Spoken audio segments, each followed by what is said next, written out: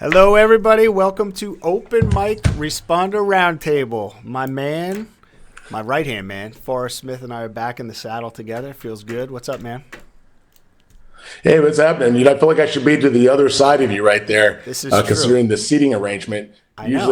Usually to my left. That is true. And you can't even whisper in my ear on this thing, so it's not going to work out well. But Right. Well, you're all up in my ear, and I think we're literally right up in each other's ear.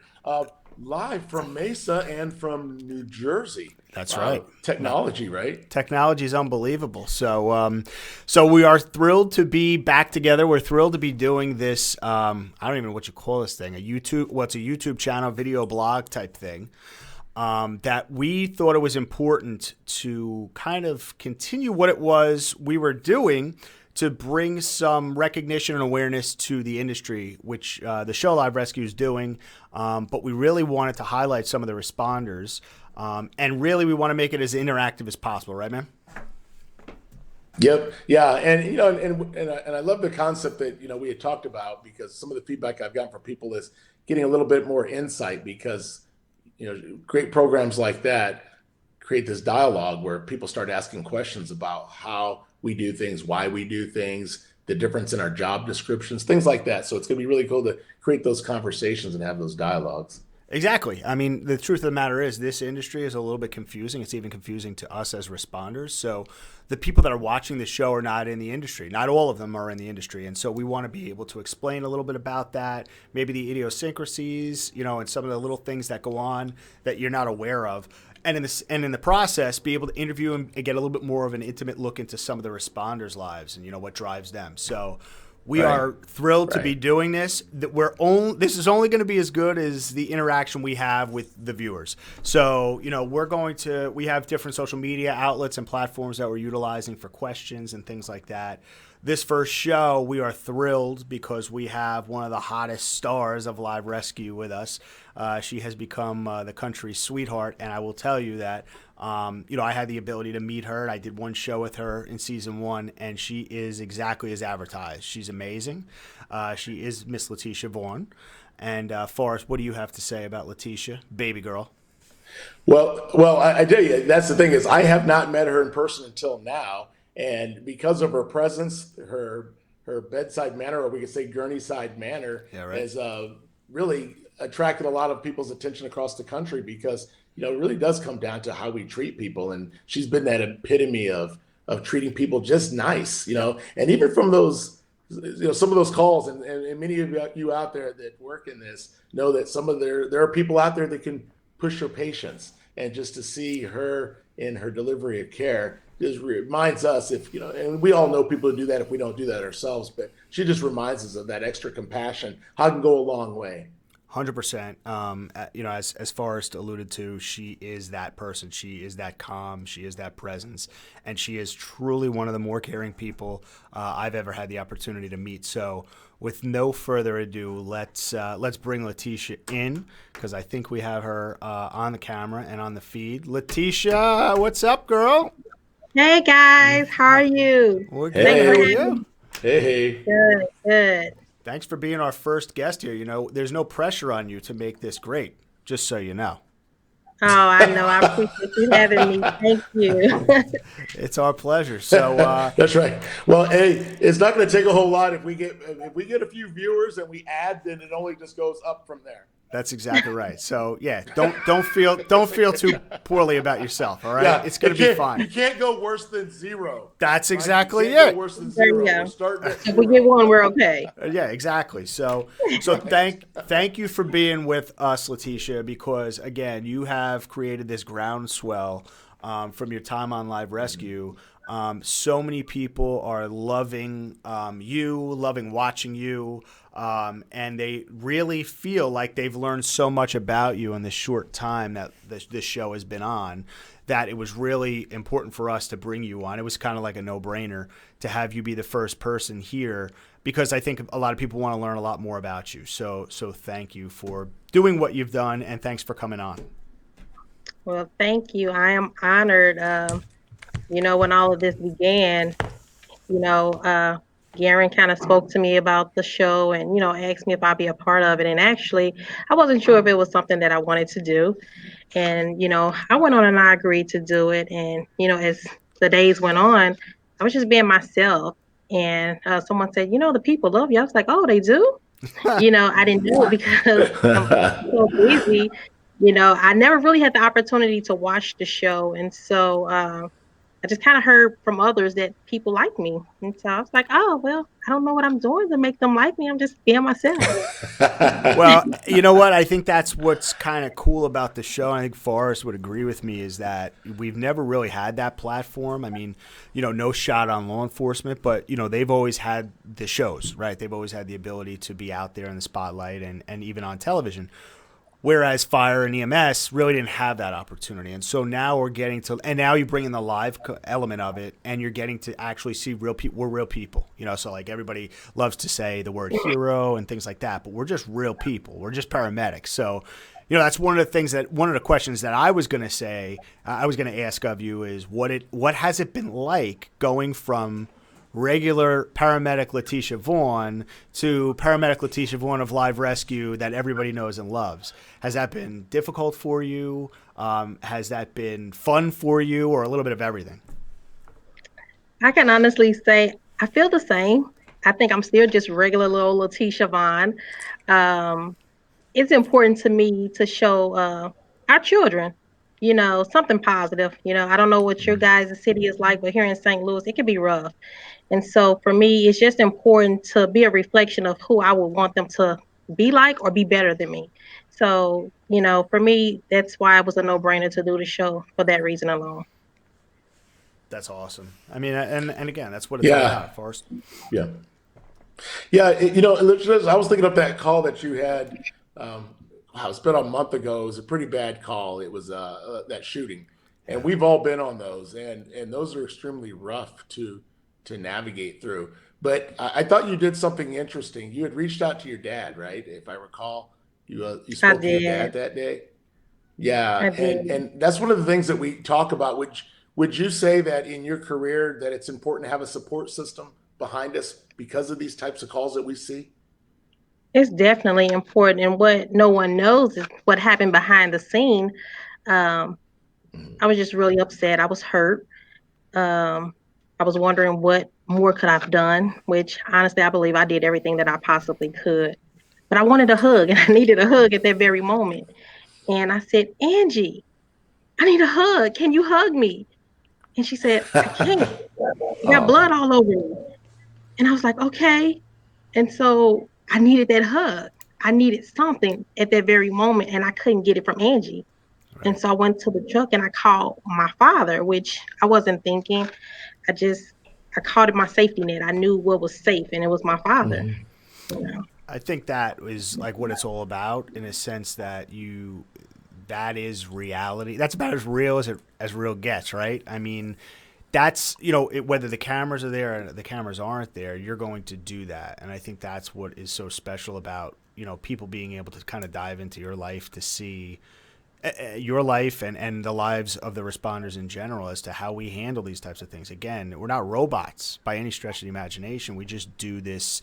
This is what we do, and what, we hurt and we have emotions just like everybody else. But to hear that story, and then again for the viewers to hear that backstory, I'm sure they're certainly interested to hear and know that, because you only get to see what the cameras are showing, right? But behind that, absolutely. what drove you to that, and that pretty much sums you up, because you know you need that hug, right? Whether it's an actual physical hug or just an emotional hug via the phone from your dad. I needed that hug right then and there, and I Yeah, couldn't get it from Angie. So, yeah, my dad was the next closest thing. no doubt. And I think, like Forrest said, Yeah, what you did with that. and I right. Oh yeah. And sorry, Mike, and I could really appreciate your organization because one thing people don't know is that there are human beings behind our organizations. And I saw that they gave you time off that day too, to be able to work through that because I know we look at our crews and when you see that, I know when I've been on those calls, it's either sometimes just for me staying with my crew and being around everybody was a little bit better for me than going home, but knowing that those options exist. And really, it comes down to finding that support network because at that time, knowing if I could have gone home and I had a support network there, then that's what I would have chosen. But I also at the time was looking at what I had available to me and where I wanted to be around. So I thought that meant a lot to see that your organization recognized that and having these critical incident stress debriefings and talking to those management, how we manage stress and resiliency. I just really appreciated seeing them do that for you. And I'm sure that And happens pretty regularly there too. Huh? Forrest, if you really think about it, and I can't wait till one day when you guys have Angie on. This is like one of her big things. She loves talking about debrief situations and mental health. And so, if you think about our job, just think we all been, we experience something tragic, some sort of tragedy. And so you can't always just Mm-hmm. take off of work. Can you imagine if everybody felt that at the exact same time? Everyone couldn't just take off work. Who would be there to do the work? So it's times that we don't always get that debriefing right away. And so you got to be ready to jump right into it. Forget about that last call, put it somewhere in the back of your head and go to the next call. So, Which is kind of a great point and a pretty good segue into what are some of the other things aside from work that drive Laticha Vaughn. And one of the things that we definitely want to focus on this show is to basically call out the passion of the specific responders that we have on, right? So what drives you? What's your passion? I mean, I personally know what your passion is in talking to you, and I think nobody's going to be really surprised when they hear it, but I want to hear from you. I know Forrest wants to hear it. What is your passion? my passion is children, it's community. Um, Actually, I worked on Medic 10 for 12 years of my career, and it's actually the neighborhood that I was raised in. And so it's important to me to give back. It's important for me to be a positive role model and a shadow to show those, hey, this is what you can do or be better. There's life outside of the negatives that we see sometimes in the inner city. And so for me, I just want to be that positive person for the children. I want to be that one in the neighborhood kid as they walking past my firehouse say, hey, pull your pants up. Or, did you do your homework? Use that direction. Why are you going that way? So, Yep. I'm that person in the community. That is Right. is that a surprise to you, Forrest? No, not at all. Well, and then we get that extra pass, don't we? Because outside of Letitia, I mean, people who know you know that, but that badge allows us that entry in there too, where it's one thing if I'm seeing somebody at a store and I just wave hi and I'm in my plain clothes. Sometimes I forget that I'm not wearing my uniform, Right. but when you have that badge on, it gives you that extra pass to be able to help that because it really does take our community to help raise our children. It And does. so when you look at our public safety and that tie you have with your community, like what you're doing there it is. Yeah, I mean, and that's not even like just that passion alone just doesn't even speak to everything that you're doing, Laticha, because you are so heavily involved in community outreach, right? So I know for a fact that you're doing a coat drive right now, and that's through one of your organizations. Which organization is what? It's called Lally Youth Organization. Okay, and what's that all And about? so it's just, I wanted to do more. I felt like, yeah, I'm a person with a badge in the community, but I'm limited to what I can do with, from the job perspective. And so I wanted to be able to do more. And so I decided to start an organization. I started this organization sometime last year, like around August. But honestly, I got afraid. I didn't want to fail the kids. Our kids go through enough. And I wanted to make sure that I had it all together, before I presented myself to the world. Right. And so it was after that particular call that you're talking about with my father that things were kind of ordained, if I may say, and put into place. And I got it going and everything was put in position. And I really didn't know at that point why I was doing it, but I did it. And now I see what it is because after that particular call, I wanted to do something to keep the kids warm in the winter. I felt like the summer was so cold to them. In St. Louis, I don't know if you know, we had over 20 children murdered, from gunfire, while they were just outside playing. And that was pretty brutal. And so for me, I just wanted to do something to keep them safe. A coat to me just keeps you warm and it keeps you safe. And so I decided to do the coat drive. It was a no-brainer. Which is awesome. And, again, we want to be able to plug that coat drive because I know you're still collecting, right? You're collecting coats and you're collecting money, donations for it, and you're collecting up until what date? I am collecting coats up until December the 7th. I will be administering the coats on December the 1st at one of our area YMCAs. Okay. I am still collecting donations. If they would like to make a donation, they can visit my website at www.laleyouthstl.org, and that's LALE youthstl.org. And they can visit the website and make a donation at laleyouthstl.org/give warmth. Awesome. And so, or they can, or by PayPal, they can see it all on my website. So cool. We will post that also on our open mic platforms once I figure out how to do that. But we definitely will. And it's such a great cause, and it just really speaks volumes to you as a person because, again, I think people realize who Laticha Vaughn is and they love her for her heart. But that heart, that's not just on camera. I mean, that's your life. That's what you do. And so thank you for that because, again, it inspires others. Like that type of stuff inspires others to do good things. And, as much as you may not think that or believe that, I know speaking personally that inspires you to want to do good things. So continue to do that. Thank you. We have. So I just want to interrupt right quick. Can Can I interrupt right quick? Because I think what I'm going to do here is I'm going to go ahead and send a message to our friend Keith Wade in Sacramento and maybe challenge them to see how many they can ship out to St. Louis. So we'll see what we can do in Mesa. Though it's cold, it's not that cold. So I'm going to see what we have by way of getting some coats out your way. And I'm going to talk about Thank you. I appreciate that. So I love that. Well, yeah, absolutely. I mean, we have already sent from Bayonne. If you can actually find some winter coats in Mesa, that'd be great. But send them out, and Keith better get it going because we talk a lot via text, and he better not disappoint.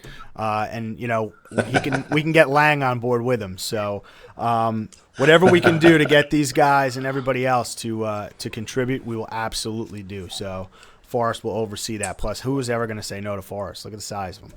I'm the small one in my family. Come on. That's scary. We do have some questions. So again, what we were saying about the show is that we want to be as interactive as possible, right? So we asked for questions on social media platform, and we did have some people that sent them in, some huge fans of yours. So so I have Steve Dorschner writes in. Have you gone out on a call and the patient who is a critical condition is someone close to you? How do you put the emotions away and do your job? I've actually had a call that was really close to a family member of mine, and because it was a person related to someone that was related to me, I took it personal, of course, and it was difficult. It was difficult. I had to try to keep my cool, but once again, that's the great thing about having a partner. I didn't have to face this alone. My supervisor showed up at the scene and helped me because it was challenging. We got the job done. This person survived. And, his mom thanks me all the time. But to me, I wish I could have did more. But, I guess we did. He's still alive. So that's a great thing. Nice.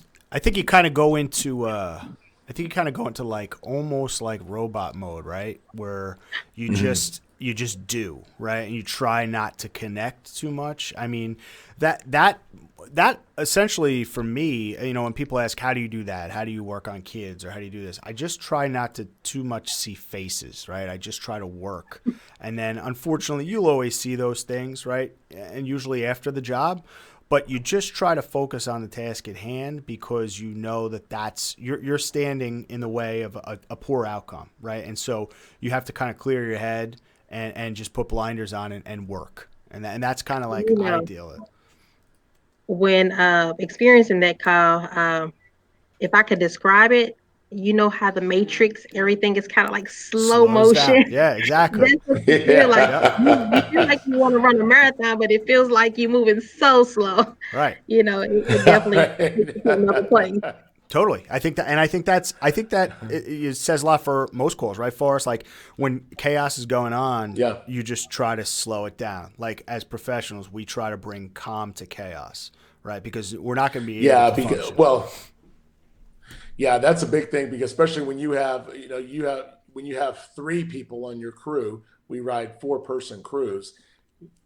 Historically, we'll always joke is that the medic is really running the call, and if you're a medic captain, you're running the call and running the call. Right. And a lot of times you'll go by the pace. Like imagine Laticha, your partner may be looking at you to follow your lead on what this looks like. So, if you're calm and you're working through the call, it usually kind of helps. And so I've seen that with our crews and been on a truck. You can set the tone for what it looks like. And so, I mean, I can remember being a new medic and also having some time and being around some experienced medics where we've had some pretty brutal things. And that person who's calling the shots just through their command presence and just through their calm demeanor has set the tone where we're not running around throwing syringes all over the place and pulling our hair out. Right, we're exactly. under control. And so you really can set that tone where it doesn't have that Keystone Cops thing for some of our older viewers who understand that. Yeah.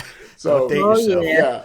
But I did that a lot. I always tried to make sure because it wasn't only for the patient that I wanted to keep at a nice tone. When you start to look at, especially when you look at when you start looking at the person's 12 lead and you're thinking, okay, yeah, you're kind of seeing some things, but you want to keep the tone where everybody's just sort of working on the same page. And you may up it a little bit and say, okay, this is looking critical, right. But we don't need to go crazy because it's not helping the situation at all. It doesn't change the situation for the better. No, you just want to keep everybody in bay. Just because you're all of a sudden ramping it up. Right, exactly. So, absolutely. There's another question that we had for you, Laticha, and I think that it kind of ties into one of the questions that I had, and this is from Vicky, and it's how and when did you know it was your turn to help and care for people? And I think it ties into mine because I had a question for you, and Forrest and I did a little bit of talking before the show. As far as understanding what that defining moment was for you or defining job that you had in your career that said, all right, well, you know what, this is my purpose. Is there one that exists or is there a type of call that exists that you maybe said to yourself, this is it. This is why I do this.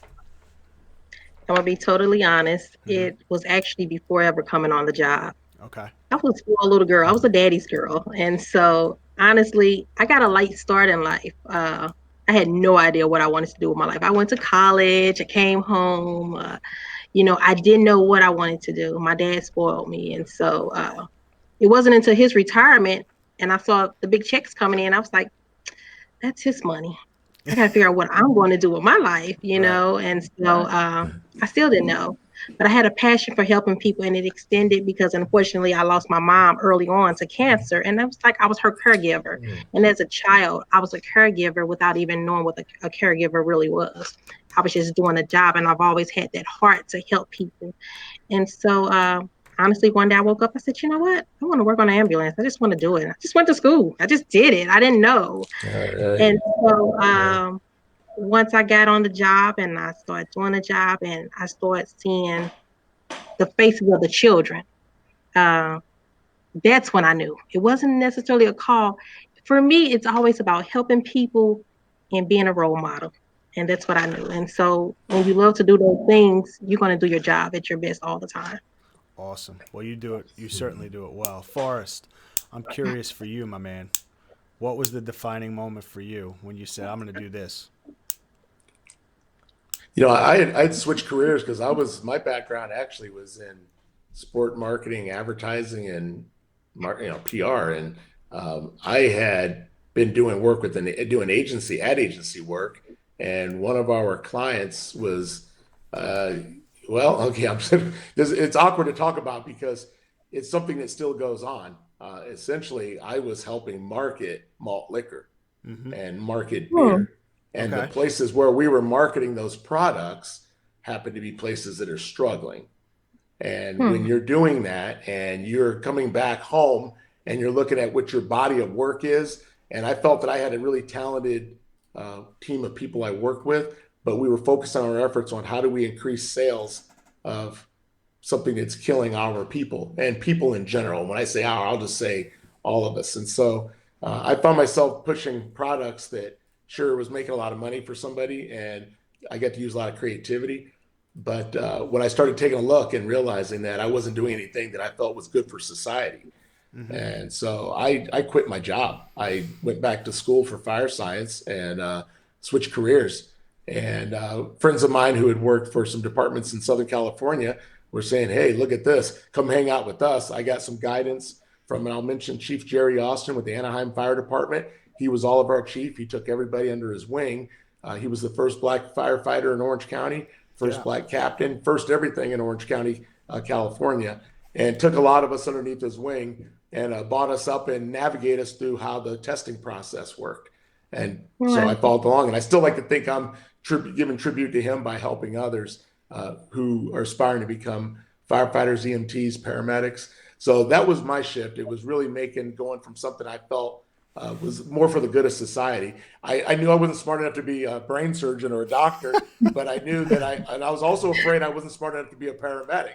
And I knew I wasn't smart enough to be a paramedic, but I found that if I showed that I cared and just did no harm, I could probably make it.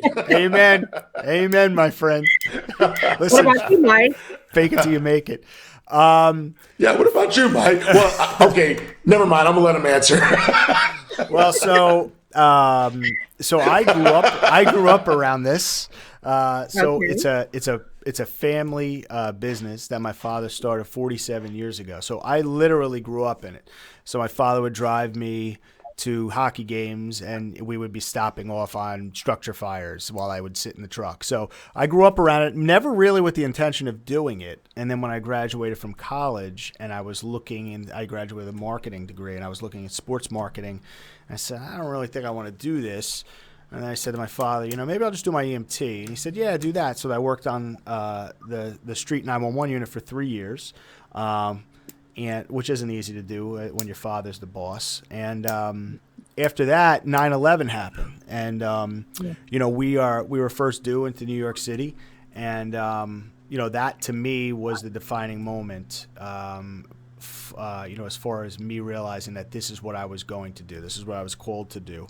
It was obviously a horrific day, one that we'll never forget. We lost so many people in the World Trade Center, so many responders, so many friends, and it's something that will stick with us forever. But it's also something that I think brought about a lot of awareness, a lot of gaps, a lot of things that we're training for now that we never did back then. And just an overall celebration of emergency services, and so that's kind of what the defining moment was for me.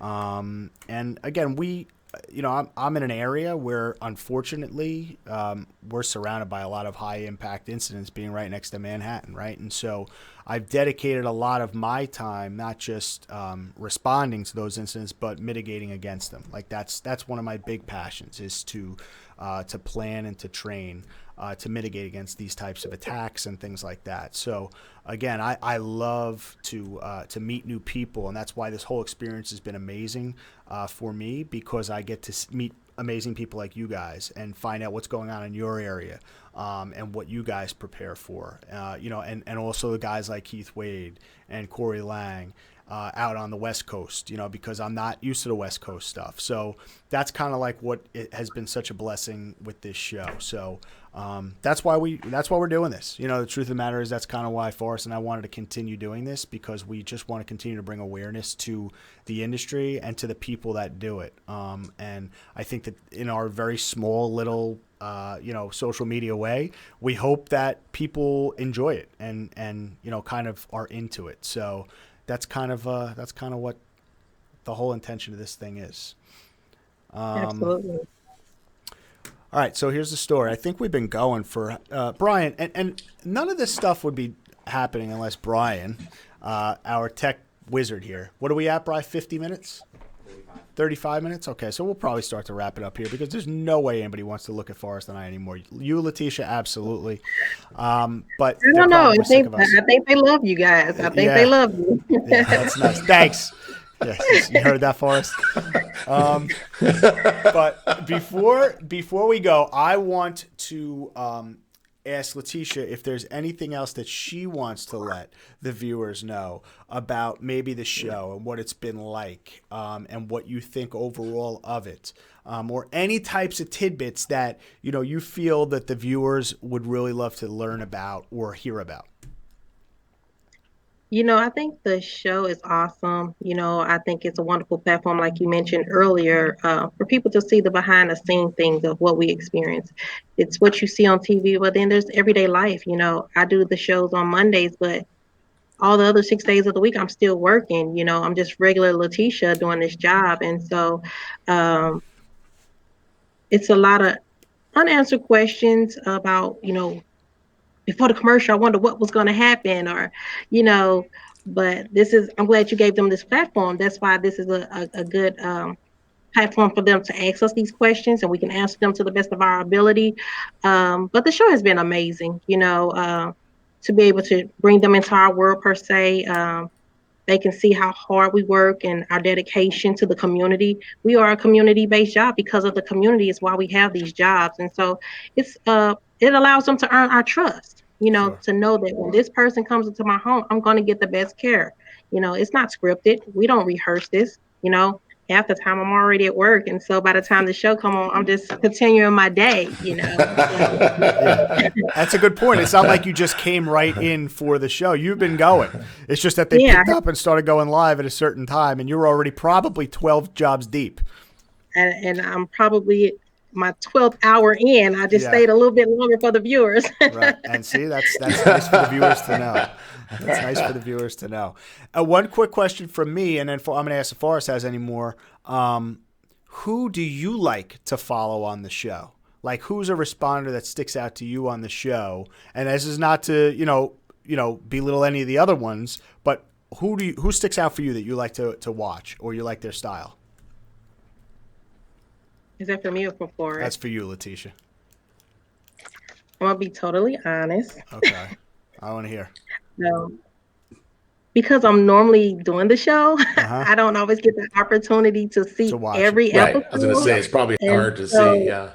yeah, it's kind of hard, but I might be a little biased right now. Since she's the well, yeah, I because it's gotta like say, she's the if star. I get the opportunity to see Garen behind the scenes, I do enjoy seeing him to see how he represents St. Louis. No you doubt. know.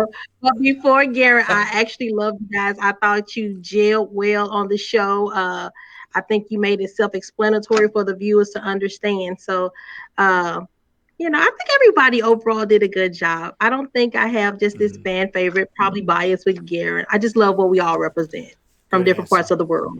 Good answer. Forrest, what do you got? Absolutely. What do you got, Forrest?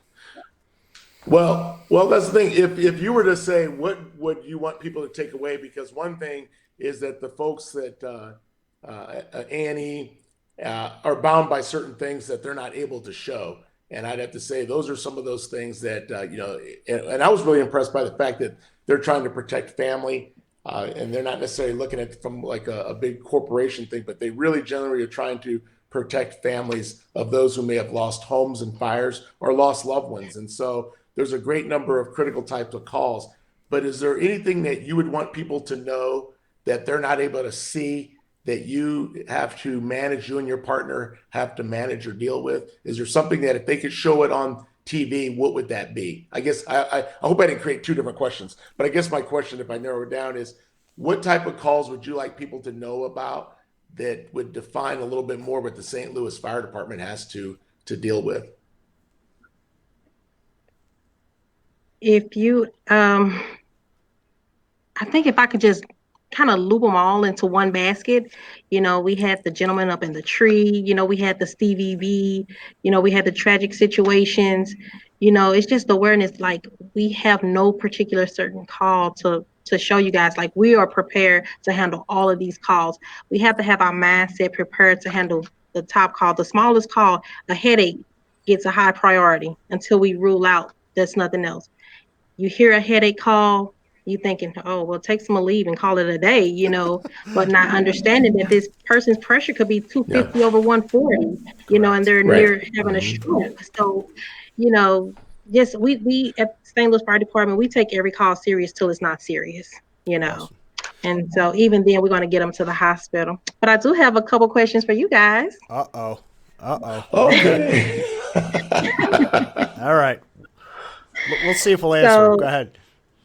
I'll start with you, Forrest. You mentioned earlier how you shifted careers. You went from, working for the beer company and you decided to become a firefighter, and then you joined Live Rescue.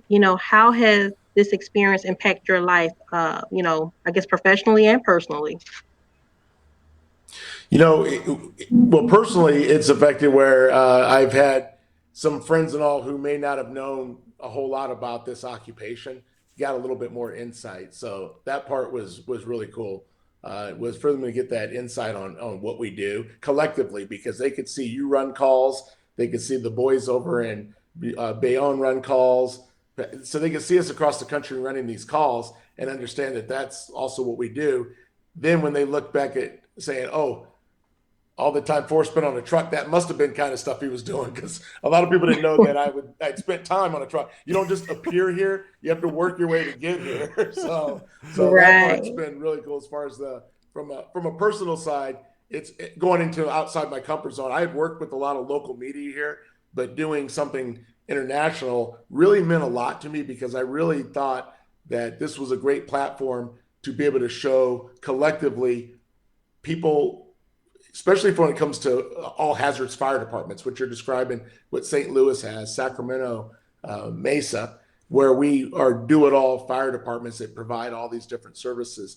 It meant a lot to me to find a platform where I could talk about those things at different levels, where we want to make sure that our stakeholders are aware that their tax dollars are going towards taking care of them and that that we are being good stewards of their money, that we have the right resources such as with your ambulance side that you have, something that we're modeling in Mesa, by the way, where we're doing some pilot programs where we have a civilian model of paramedics and EMTs. That saves our pension system a great deal of money, our public safety retirement system a great deal of money while still taking care of our civilian employees. So at the end of the day, professionally, I just love the idea that we have the platform to explain what we do and why we do it. Because people could look at us Right. and say, "Well, why would you send 4 people to a heart attack, or why would you send?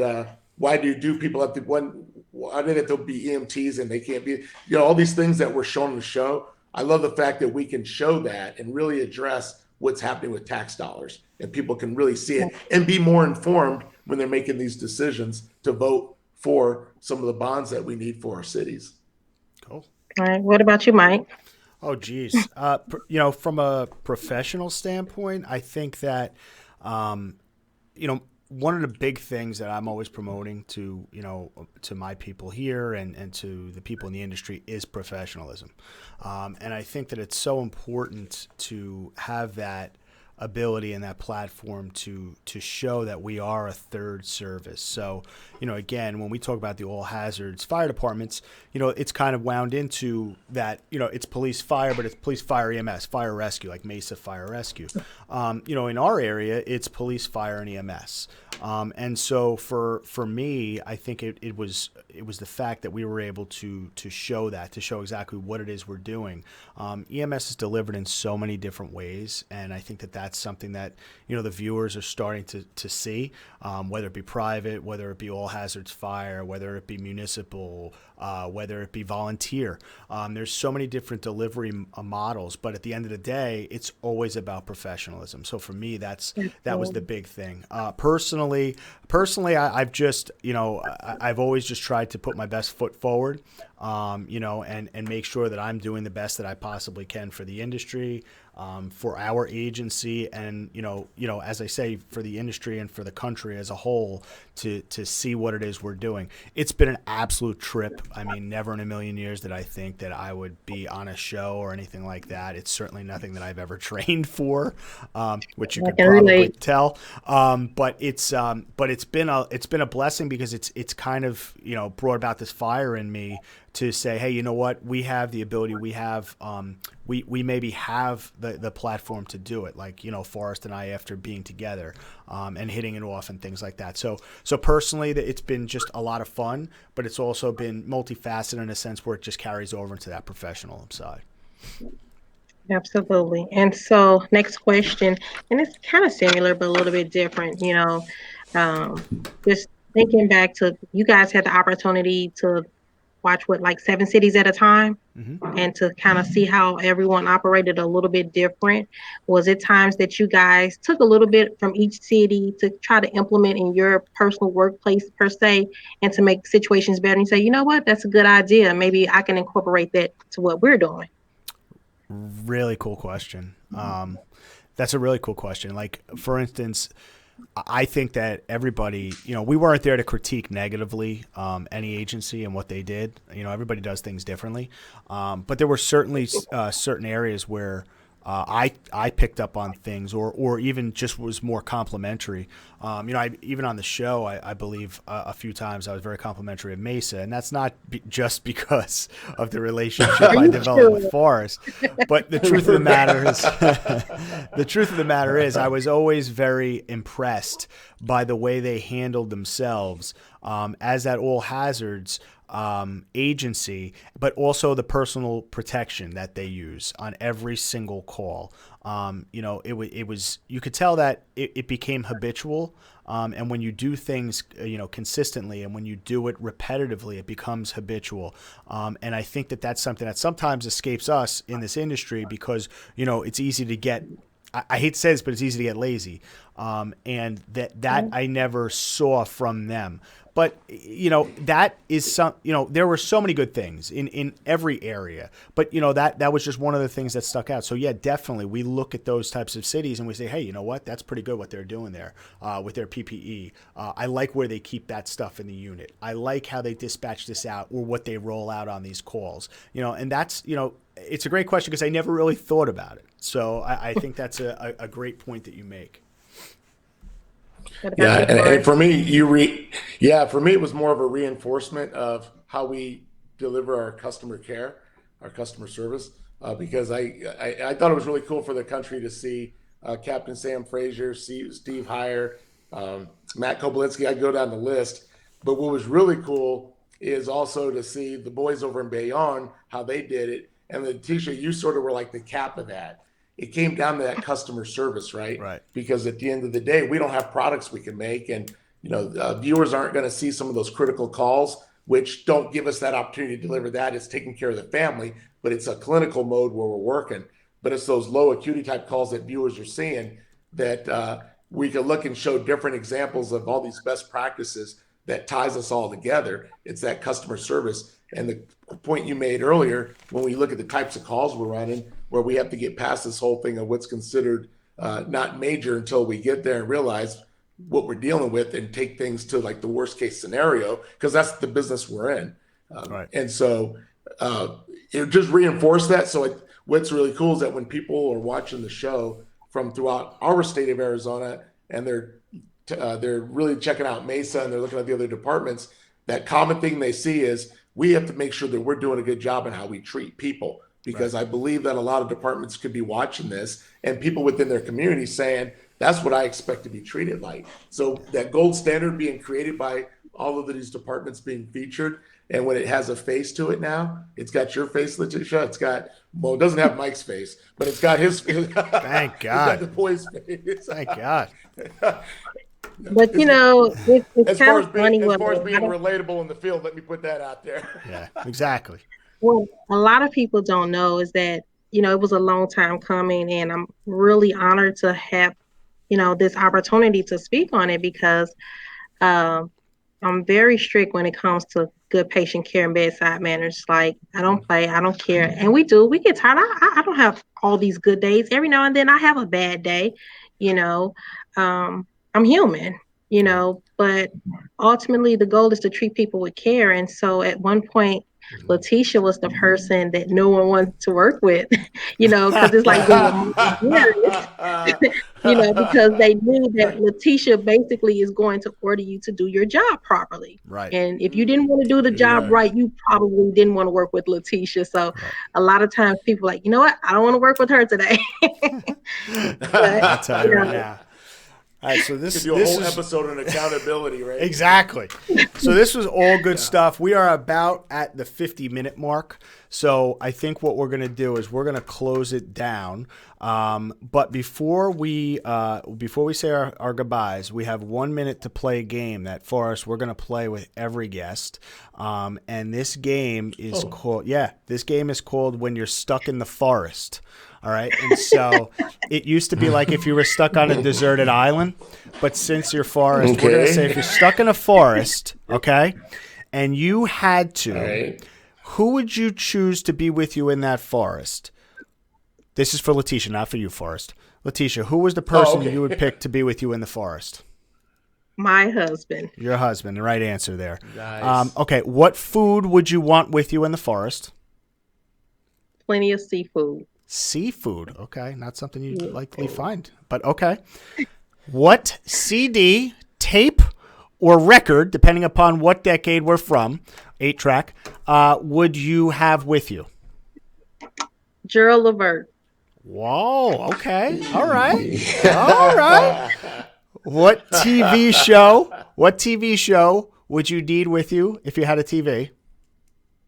HGTV. HGTV. Okay. All right. And what movie?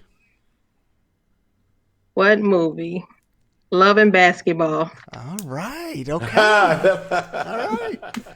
So that just puts a little bow on Laticha Vaughn. Listen, all joking aside, it really, this has been awesome. I mean, it's like our first show that we're rolling out here. We're super excited about it, but we're even more excited that you were with us and that we got to learn a little bit more about you, but the viewer is definitely going to get to learn a whole lot more about you.